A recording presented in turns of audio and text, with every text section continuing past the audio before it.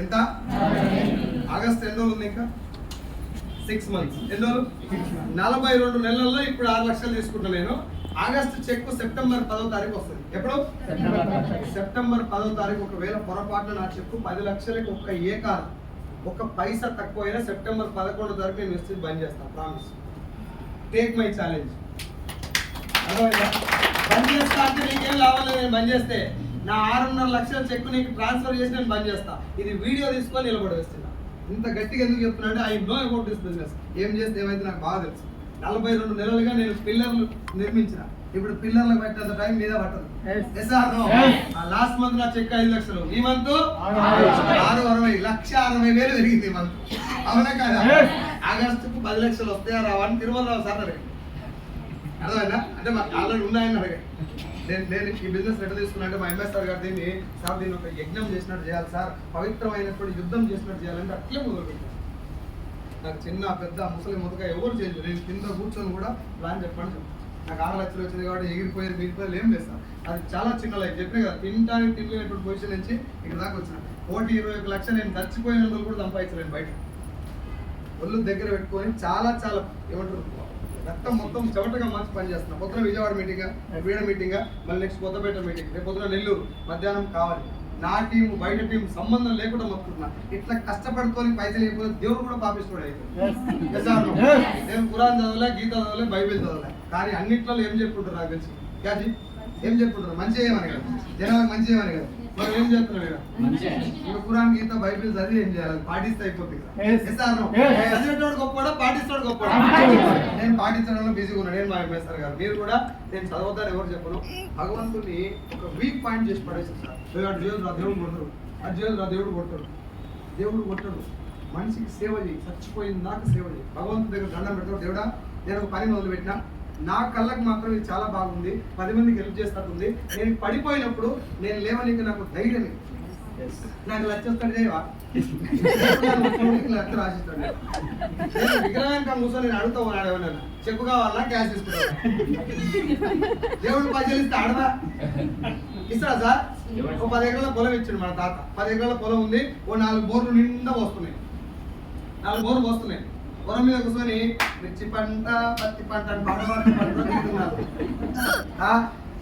భగవంతుడు అంటే ధైర్యం అల్లా అయినా క్రీస్తు అయినా కృష్ణుడైనా భుజం మీద ఒక చెయ్యి బిడా నువ్వు నడువు నేనున్నా వెనక నన్ను తలుచుకొని నడు పని చేయరా ఫస్ట్ చచ్చిపోయినాక నీకు ఏమి ఇవ్వాలో నాకు తెలుసు అని ధైర్యం భగవంతుడు వీక్ చేసి పడేసాడు దేవుడు అంటే మనకు భయం పెడదాక ఇది చేయొద్దు అది చేయొద్దు ఇటు చేయొద్దు దేవుని దగ్గర దాని కొబ్బరికాయలు కొడితే వరాలు ఇస్తాడు నేను రోజు కొడతా కొబ్బరికాయలు ఏమో కొబ్బరికాయలు కొడితే వరాలు ఇచ్చేదైతే నమాజ్ చదివితే వరాలు ఇచ్చేదైతే ఇప్పుడు వాళ్ళు ఉన్నటువంటి ఏమంటారు కదా సార్ అలా మసీదులు ఎప్పుడు ఉంటారు గుళ్ళు ఎప్పుడు ఉంటారు వాళ్ళకి కోటీశ్వరులు ఇవ్వాలి కోట్లు ఇవ్వాలి కదా భగవంతుడు అంటే డబ్బులు ఇచ్చేటటువంటి స్విస్ బ్యాంక్ కాదు భగవంతుడు అంటే ధైర్యం వీక్ చేసి పడేసి దేవుని కొబ్బరికాయ మొన్న నేను కోటకు ట్రైనింగ్ జరిగితే పైన గుట్ట మీద రాళ్ళు వేరుస్తుంది పోదాన్ని అంటే ఈయన వేసింది నేను కూడా వేస్తాను నావేం చేస్తున్నా అంటే ఎన్ని రాళ్ళు వేస్తే అని ఇల్లు కట్టొచ్చు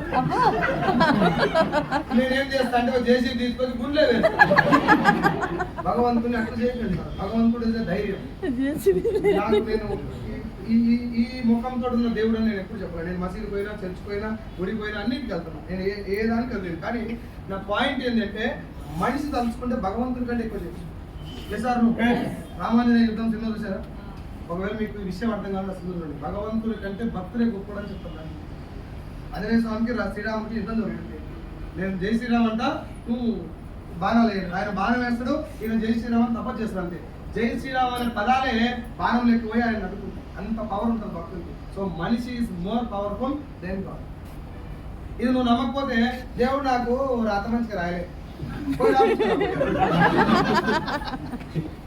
మనం కూర్చోని నీకు రాస్తాడు కూర్చోవాలి సపరేట్ దేవుడు ఒకవేళ రాస్తాడు నువ్వు డేట్ రాస్తాడు కాక ఒకటి పుట్టేది మధ్యలో నీళ్ళు నువ్వే రాసుకోవాలి అది కూడా ఆయన రాస్తే ఇంకా బతుకుడు ఎందుకు బొత్త కప్పుకొని పడుకోవాలి రాసినట్టు అవుతుంది కదా ఈ రాతలు పూతలు నాకు తెలిసి ఏం లేవు దేవుడు ధైర్యం తీసుకోండి పరిగెత్తండి ఇది మాత్రం ప్రపంచంలో 8వ సార్ నమస్కారం 8th wonder of the world 7 గుంటల పొలం అమ్ముకున్నా నేను 75 గుంటల పొలం తీసుకున్నా 2 ఎకరాల పొలం తీసుకున్నా 24 లక్షల అప్పు ఉందని చెప్పిన ఉన్నట్టుగా పోయింది అప్పు తెచ్చేసిన నా భార్య బంగారం 10 తులాలు ఉండే నేను పక్కలో ఉంటే ఎవరైనా ఎత్తుకపోతారని చెప్పి తీసుకుపోయి బ్యాంకులో బాగా తెలుసు మీకు. నేను అత్తగారింటికి పోగానే మా మామ డోర్ తీసి ఎప్పుడు వచ్చిన వాళ్ళు అనేది, నాకేమో ఎందుకు వచ్చినవరా బడి అత్తగారు తీసుకొని బ్యాంకులో పెడుతూ ఒరిజినల్ అయితే మచ్చా సార్ ఏదో మనం పోతాం కాబట్టి జరం పోయినాం కాబట్టి ముఖం మీద లేకుండా పెడతారు అంతే తప్ప కోపం ఉంటుంది ఏ తల్లికైనా ఏ తండ్రికైనా పిల్లలు ఇచ్చిన తల్లిదండ్రులు. సార్ నా పిల్లలు ఊరికైనా ఎందుకు నువ్వు మా ఇంటికి చక్కగా రావు, అమ్మగారు ఇలాంటి ఊరుకూరుతూ నన్ను కూడా మీ ఫంక్షన్ తీసుకోవద్దు, మా అమ్మగారు ఫంక్షన్కి ఎందుకు రావంటే ఏ అత్తగారి దగ్గర కూర్చోవద్దు వాల్యూ ఉండదని కవర్ చేసి నాకేంటంటే మా మామ 4 ఆడపిల్లలు పెద్ద అమ్మాయి నాకు ఇచ్చాడు, నేను పెద్ద పీక్తానని చెప్పి ఊళ్ళకి కూడా పోయి చెప్పాడు మీ కూడా సభలు అమ్ముకుంటున్నారు.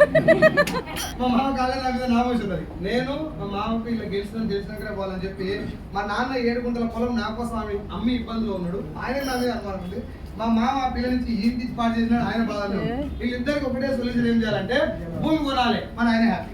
ఆ భూమి ఏడ కొనాలి, మా మామ భూమి పక్కన ఇప్పుడు ఆయన హ్యాపీ. ఇప్పుడు ఏం చేసినంటే రోడ్డు ఇంతలో మా మామ భూమి ఎకరం, నేను దాని వెనక 2 ఎకరాలు ఉన్నాయి. ఇప్పుడు మా మామ చచ్చిపోయిందాక అదే చేయాలి. కొంతమంది నా ఇంటెన్సిటీ ఏంటంటే ఈ బిజినెస్ లో ఒక 4 మారితే ఆ 4 ఇళ్లలో నువ్వు దీపాలు పెట్టు. 1 లక్ష రూపాయలు వస్తే వాడు ఒక్కడు మారినట్టు కాదు సార్, కుటుంబం మొత్తం మారినట్టే. నా దోస్తులకు ఎవరికన్నా ఏదైనా ఆపద వస్తే మొదటి నేను గుర్తొస్తున్నా లేదు, నేను ఇస్తాను ఏం నా చేతులు ఉంది సార్, అది మీరు ఆలోచించకండి, కానీ నేను ఇచ్చే అది ఉంది అని చెప్పి వాళ్ళు గుర్తుపడతా లేదా. ఒక 300-400 మంది నా బలగానికి నేను ధైర్యం ఇచ్చినట్టు లేదా. ఎవరా దోస్తు ఎంబడి వాడు ఒక మీటింగ్ లో కూర్చోబెడితే నా జీవితం మారించాడు. కండక్టర్ ముందర కెమెరా పెట్టి కూర్చోబెట్టి సూపర్ స్టార్ చేసింది ఆ కెమెరా. ఒక ఆయమ్మకి అవకాశం ఇస్తే షీ బికేమ్ 4.5 lakhs ఎర్నర్, 30-40 లక్షల మందికి ఐకాన్ బీబీ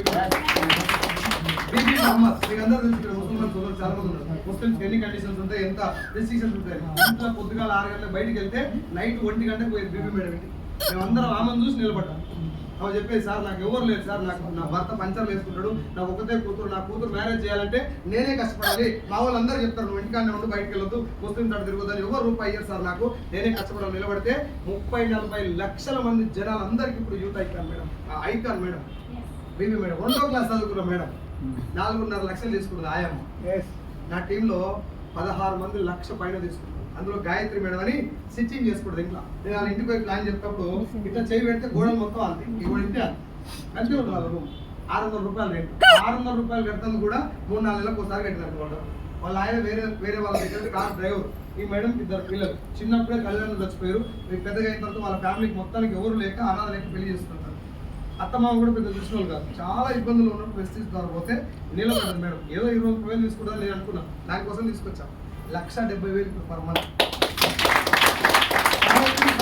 డౌట్ ఉంటే యూట్యూబ్ లో గాయత్రి సంతోష్ వెస్టీజ్ అని కొట్టండి, ఆ వీడియో కూడా వస్తుంది. అరుంధతి రాజు చనిపోతానో భర్తనో తెలియని రోగాలు ఉన్నాయి. అప్పుడు వెస్టీజ్ ద్వారా వచ్చి నాకు తెలిసి 2 సంవత్సరాలు కంప్లీట్ అయినా మేడంకి 2,97,500 నేను పడ్డాను. వాళ్ళ అమ్మ నిన్న చనిపోయింది, మొన్న వాళ్ళ మదర్ చనిపోయింది.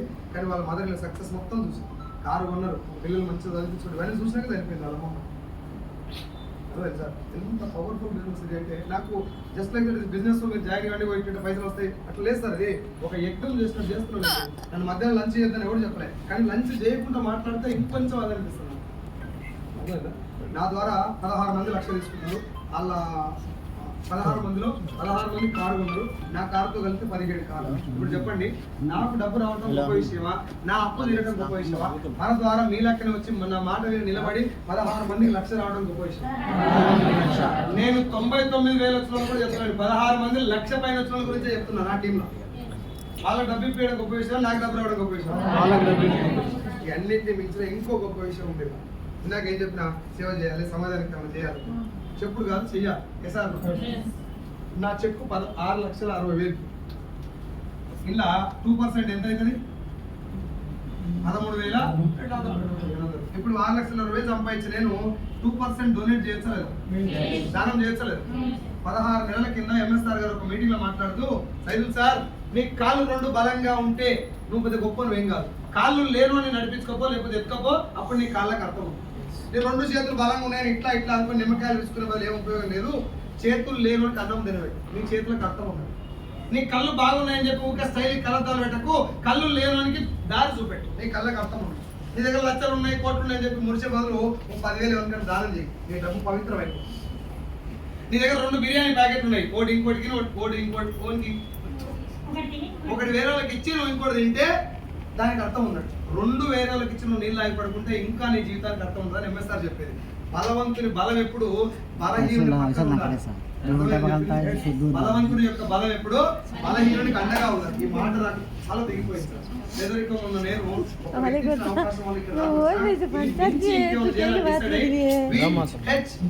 వెస్టీజ్ హెల్పింగ్ బౌల్ అని ఒక స్టార్ట్ చేసిన. ఇప్పటి వరకు నేను నా టీం కలిపి వెస్టీజ్ హెల్పింగ్ బౌల్ ద్వారా హాస్పిటల్లో ఉన్నటువంటి చిన్న పిల్లలకి, హార్ట్ ఆపరేషన్ అయిన వాళ్ళకి, దాని తర్వాత తల్లిదండ్రులు కోల్పోయిన పిల్లలకి, హస్బెండ్ చనిపోయిన వైఫ్ కు, ఇట్లా ఖచ్చితంగా వాళ్ళ ఆపదలో ఉన్నారు, వేరే వాళ్ళు ఎవరు వాళ్ళు ఆదుకోవడానికి లేరు అని తెలిసినటువంటి వాళ్ళందరికీ డొనేట్ చేసుకుని వచ్చిన అమౌంట్ ఎంత తెలుసా? 15,50,000 రూపాయలు. అదే మీకు బుక్ కూడా తయారు చేసిన, రేపు ఆ బుక్ కూడా వస్తుంది మీ దగ్గర. చూడండి, ఇది వి హెల్పింగ్ బౌల్ సార్. కొద్దిగాల నుంచి డొనేషన్స్ నడుస్తాను ఉన్నాయి. చూడండి, ఎవరు కొట్టాలి ఫస్ట్? ఎవరు కొట్టాలి? ఎంత? 13,000. ఈ వెస్టీజ్ హెల్పింగ్ బౌల్ నా దగ్గర టీం ఉంది. ఆ టీం మొత్తం మేనేజ్ చేస్తాను. నేను కొట్టంగానే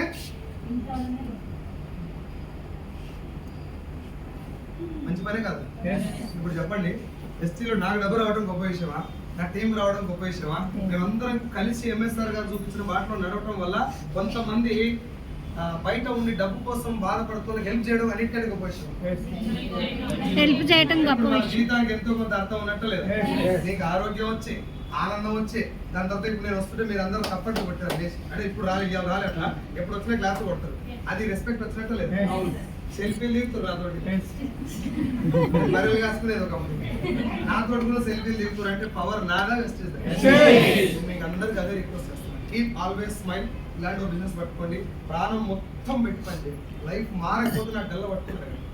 అర్థమైందా?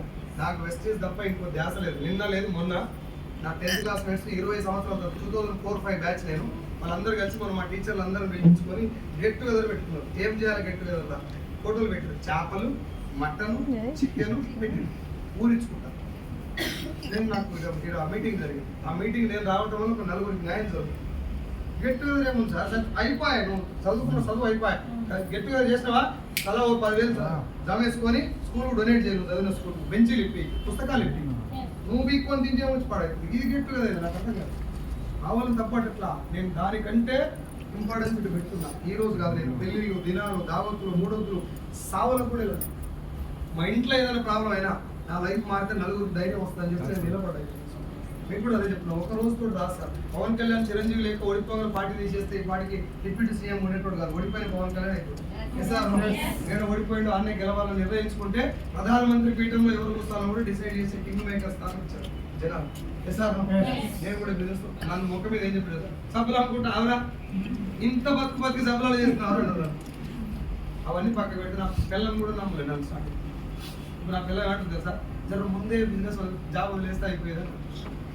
బంగారం మొత్తం రిటర్న్ తెచ్చుకున్నాం. కొత్తగా మన మ్యారేజ్ అంటే ఇట్లా పోతే ఆలుగడ్డ ఉన్నట్టు 42,000 పెట్టి రింగ్ కొని తీసుకుపోయి చేయికి పెట్టి, ఆ రింగ్ చూసి ఏమడిగింది తెలుసా?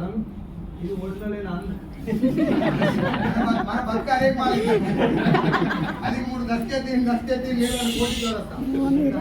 నా భార్య, నా భగవంతుడు పెద్ద వరం, నా పిల్లలు, నా భార్య నోట్ వేసిన ఏదో